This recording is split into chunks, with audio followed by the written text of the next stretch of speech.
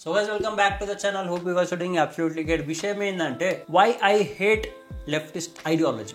I mean ఏమైందిరా hate అంటే extreme dislike అనుకో, అంటే ఆబ్వియస్లీ హేటే. నువ్వు అనుకో ఏదైనా, నువ్వు తమిళ చూసి వచ్చినావు కాబట్టి నేను ఆ ఫీలింగ్ నాకు ఎందుకు ఉందంటే వాళ్ళకి కంప్లీట్ గా అన్పాట్రియాటిక్ మైండ్ సెట్ ఉంటుంది. పేట్రియాటిజం నిల్. పెద్ద మాట అన్నాడు సరాడు. అది ఏంది బ్రో అంత మాట అన్నా అంటే నేను ప్రూవ్ చేస్తా. చెప్పు. ఇప్పుడు ఏ పొలిటికల్ పార్టీ అయినా, రైట్ వింగ్ అయినా లెఫ్ట్ వింగ్ అయినా, పాలిటిక్స్ అంటేనే కరప్షన్ చేస్తారు, ఒక మాదిరిగా చేస్తారు. మరి లక్షల కోట్లు కాదు కానీ ఒక మాదిరిగా ఎవరో ఒకరు ఏనో ఒక దగ్గర ఏ పార్టీ మెంబర్ అయినా సరే స్కామ్ చేస్తాడు. బట్ ఇండియాని డిస్ట్రాయ్ చేయాలి, ఇండియాని కొలాబ్స్ చేయాలి, టెర్రరిజం ని పెంచాలి, టెర్రరిస్ట్ మైండ్ సెట్ లకు సపోర్ట్ ఇవ్వాలి, వాళ్ళని కాపాడాలి, ఇలాంటి మైండ్ సెట్ మాత్రం జస్ట్ లెఫ్ట్ వింగ్ కే ఉంటుంది. ఒక న్యూట్రల్ పర్స్పెక్టివ్ లో పక్క స్టేట్స్ లో ఏమైంది అవన్నీ కలుపుకొని చెప్తా, ఓవరాల్ ఐడియా వచ్చేస్తుంది. వచ్చినాక వీడియో నచ్చితే షేర్ చేయి, ప్రతి ఒక్కరికి తెలవాలి why people hate leftist mind set అని చెప్పేసి. వితౌట్ ఎనీ సుత్తి, let's start the video.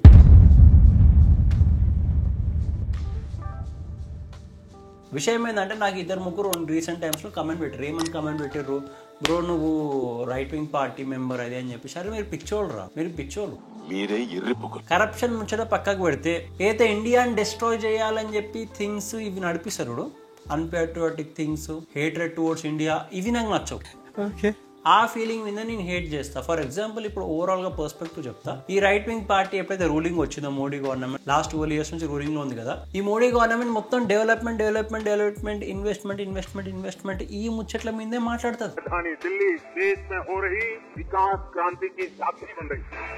Right wing party ruling A state అయినతో అందరు డెవలప్మెంట్ మీదే మాట్లాడతారు. అంటే ఈ కంపెనీలు వచ్చినాయి, ఈ కంపెనీలు తీసుకొస్తున్నాం, ఇంత ఇన్వెస్ట్మెంట్ చేసినాం, ఇంత రోడ్ ఇన్ఫ్రాస్ట్రక్చర్ పెంచినాం, అన్ని మాటలు మాట్లాడుతుంటే, ఫర్ ఎగ్జాంపుల్ నీకు బెస్ట్ ఎగ్జాంపుల్ మనం తెలుగు పీపుల్ కాబట్టి తెలుగు స్టేట్స్ మాట్లాడదాం. ఆంధ్ర మాట్లాడదాం ఫస్ట్. ఆంధ్రాలో సిబిఎన్ గవర్నమెంట్ ఫామ్ అయింది, right wing government. CBN government full fledged గా కంపెనీల మీద కాన్సన్ట్రేట్ చేస్తుంది. ఇన్వెస్ట్మెంట్ పట్టుకురావాలి, ఆంధ్రాకి ఎంప్లాయ్మెంట్ క్రియేట్ చేయాలి, ఆంధ్రాలో ఒక మంచి ఇండస్ట్రియల్ ఏరియా చేయాలి, ఆంధ్రాలో ఒక ఐటీ హబ్ చేయాలని చెప్పి మంచి కంపెనీలను పట్టుకోవచ్చు. TCS, Google data centre. Google is building a 1 gigawatt AI powered data center in Visakhapatnam. Left wing party ఏం చేస్తుంది, తీసుకొస్తుంటే టీసీఎస్ కి అడ్డం కాలుపెట్టుడు, గూగుల్ డేటా సెంటర్ కి అడ్డం కాలుపెట్టుడు. చేది నమ్మ బతుకు బురదలో పంది బతుకుతుంది, నువ్వు బతుకుతున్నావు ఎందుకురా ఎదవన్నారు ఎదవ. లేకపోతే గూగుల్ డేటా సెంటర్ రావడానికి క్రెడిట్ మాకు ఇవ్వండి అని చెప్పి అడుక్కోవడము. ఎంతో కొంత ధర్మం చేయ బాబయ్య, చిల్లలేదు పోరా, నోట్లేనే పర్లేదు. పొలిటికల్ పార్టీలు ఆ పని చేస్తుంటే ఆ పొలిటికల్ పార్టీకి సపోర్ట్ చేసే చెంచాగాళ్ళు ఏం చేస్తున్నారు, క్యాస్ట్ కులం, క్యాస్ట్ కులం, ఇవే మాటలు. ఏం చిల్లర అలా నోట్లలో నువ్వు డెవలప్మెంట్ గురించి మాటలు వింటున్నావా? అంటే ఏ స్టేట్ అయినా సరే సేమ్ కాపీ పేస్ట్ టాక్టిక్ ఇది. ఎగ్జాంపుల్ సెంటర్ లో బీజేపీ డెవలప్మెంట్ గురించి ఎంతో కష్టపడి ఎన్నో కంపెనీలు తీసుకురావడానికి ట్రై చేస్తుంటే, మేడ్ ఇన్ ఇండియా ఇంకా స్టార్ట్అప్ లను ఎంకరేజ్ చేస్తుంటే, రాహుల్ గాంధీ ఏం చేస్తా ప్రతి ఒక్క స్టేట్ కి పోతాడు, ఏదైనా ఇష్యూ అయిందా, ఓర్తుడు ఏమైనా అత్యాచారం అయినా సరే, ఓర్ మీద ఏమైనా అటాక్ అయినా సరే పోయి నీ జాతి ఏంది, క్యాస్ట్ సెన్సస్, జాతి క్యాస్ట్ సెన్సస్, జాతి క్యాస్ట్ సెన్సస్, జాతి క్యాస్ట్ సెన్సస్, జాతి జన్ ఇవే ముచ్చట్లు. ఈ పనికొచ్చే ముచ్చట్ల ఇప్పుడు పబ్లిక్ ఎంత మెచ్యూర్ అయిపోయారు, ఎవరినేం పట్టించుకోవట్లే. ఎవరి దగ్గర పైస ఉంటే వాళ్ళతో అలా బలాయే ఒకళ్ళు హెల్ప్ చేసుకుని ఫైనాన్షియల్ స్టేటస్ డెవలప్ చేసుకునే పొజిషన్ లో ఉన్నారు, ఆ మైండ్ సెట్ లో ఉన్నారు పబ్లిక్. కానీ మొత్తం ఎలక్షన్ కొట్లాడింది క్యాస్ట్ సెన్సస్ పేరు మీద. ఎలక్షన్స్ అయిపోయినాక కూడా క్యాస్ట్ సెన్సస్ ఆప్కి జాతి క్యా high, reservation, caste census, reservation, ఇదే పంచాయతీ లెఫ్ట్ వింగ్ చేస్తుంది. అది ఏమిరా ఉపయోగం దేశానికి నీ వల్ల? ఇప్పుడు వాళ్ళ ఆపోజిషన్ రైట్ వింగ్ డెవలప్మెంట్ మీద మాట్లాడుతుంటే, డెవలప్మెంట్ మీద ఏమైనా రాంగ్ ప్రామిసెస్ ఇచ్చి డెవలప్మెంట్ మీద ఏదైనా ప్రామిసెస్ ఫుల్ఫిల్ చేయకపోతే లెఫ్ట్ వింగ్ ఏం చేయాలి? అరే నువ్వు ఏం చేసినవరా డెవలప్మెంట్, నువ్వు ఏం మాట్లాడినవరా, ఏం ప్రామిస్ డెలివరీ చేస్తున్నారా, ఈ క్వశ్చన్ అడగాలి రైట్ వింగ్. వీళ్ళు ఏం చేస్తున్నారు, అవన్నీ వదిలేసి జాతి క్యాస్ట్ కులం,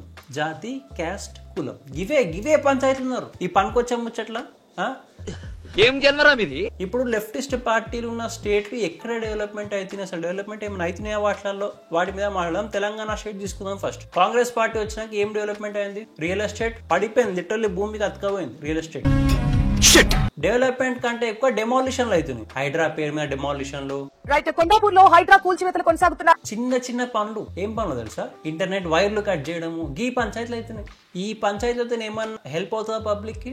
6 హామీలు అన్నారు, 6 హామీలు ఇచ్చిర్రా? 6 హామీలు అడుగుతున్నారు పబ్లిక్, గలీజ్ మాటలు తిరుగుతున్నారు, మొహం దాచుకొని తిరుగుతున్నారు లీడర్. ఇదో బతుక చెప్పండి. పోనీ డెవలప్మెంట్ జీరో, పోనీ ఉన్న పబ్లిక్ అయినా మంచిగా హ్యాపీగా బతుకుతుర్రా హిందూస్ ముస్లిమ్స్ అందరు కలిసి అంటే లేదు. తెలంగాణలో గవర్నమెంట్ ఫామ్ అయినాక కాంగ్రెస్ ది ఎన్ని టెంపుల్స్ మీద అటాక్ అయినా తెలుసా? 20 నుంచి 26 టెంపుల్ మీద అటాక్ అయినాయి. నాన్ స్టాప్ దాడి చేసిందెవరు, వాడి పేరేంది, వాడి మొహం చూపెట్టరు, వాని మీద ఏం యాక్షన్ తీసుకురు అది చెప్పారు. ఉల్టా పీస్ అండ్ పాలిటిక్స్ మీద వాళ్ళని ప్రొటెక్ట్ చేస్తుంది బ్యాక్ ఎండ్ లో.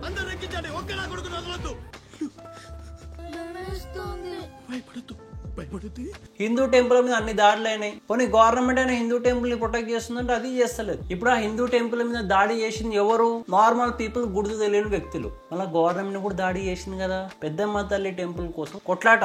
తెలంగాణలో ఆలయాల ధ్వంసాలు కొనసాగుతూనే ఉన్నాయి. 100 గజాల జాగా కోసం ఇంకా పెండింగ్ లో ఉంది, ఇంకా నడుస్తుంది అది. కానీ అపీస్మెంట్ పాలిటిక్స్ మీద మైనారిటీ పీపుల్ కి బొందలగడ్డ కోసం జాగాలు, లేకపోతే మిలిటరీ ల్యాండ్లు, అది కాదంటే ఏదన్నా ఫారెస్ట్ ఏరియా ఎర్రగడ్డ సైడ్. ఇది ఇప్పుడు హిందూ టెంపుల్ మీద దాడి, ఇప్పుడు హిందువుల మీద దాడి గురించి చెప్తా. అండ్ రీసెంట్ గా గోరక్షక్ ఒక ఆయన బుల్లెట్ కొట్టిండు. इधर गौरक्षक सोनू अस्पताल में भर्ती है. కొట్టిండా? మన దాని మీద ఏ కైండ్ ఆఫ్ ప్రొటెక్షన్ ప్రొవైడ్ చేసిన రేవంత్ రెడ్డి? ఏమో సార్ నాకు కనపడ అరెస్ట్ చేసుడు కరెక్ట్, యాక్షన్ ఏం తీసుకురాయన మీద? యాక్షన్ ఏం తీసుకురా? యాక్షన్ అంటేనే అరెస్టా? అరెస్ట్ చేసినాక ఏదైనా యాక్షన్ ఉండాలి కదా మరి.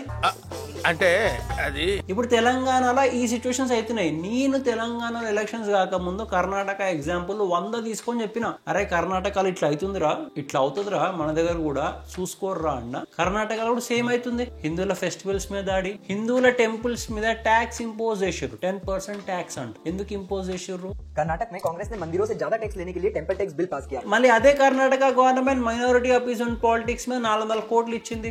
ఆ 400 కోట్లు ఇచ్చి మన దగ్గర ట్యాక్స్ పెంచింది. ఇండైరెక్ట్ మన పైసలు తీసుకున్నట్టేగా. చూసారా సార్ డబుల్ యాక్షన్. అది కాకుండా కర్ణాటకలో ప్రజెంట్ గా ఏమైతుంది? క్యాస్ట్ సెన్సస్ సర్వే అవుతుంది. క్యాస్ట్ సెన్సస్ సర్వే అంటే ఏంది చెప్తాం కదా. రాహుల్ గాంధీ ఏం చేస్తుంది సెంటర్ లా?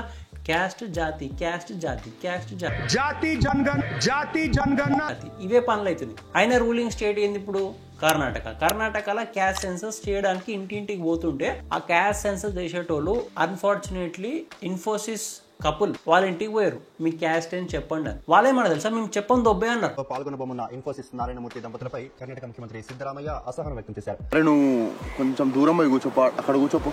హిందూస్ ని క్యాస్ట్ పేరు మీద డివైడ్ చేసి, ఇండియాని క్యాస్ట్ పేరు మీద డివైడ్ చేసి మేము ఒప్పుకోము, మా క్యాస్ట్ చెప్పాము, మేము రెడీ లేము, మీరు వెళ్ళిపోండి ఇక్కడికి అని చెప్పి పంపించేసారు. మోసేసిర్రా. ఇప్పుడు ఈ క్యాస్ట్ సెన్సస్ సర్వేలు ఎందుకు చేస్తుంది? ఇండియాని డివైడ్ చేసి కొలాబ్ చేయడానికే కదా.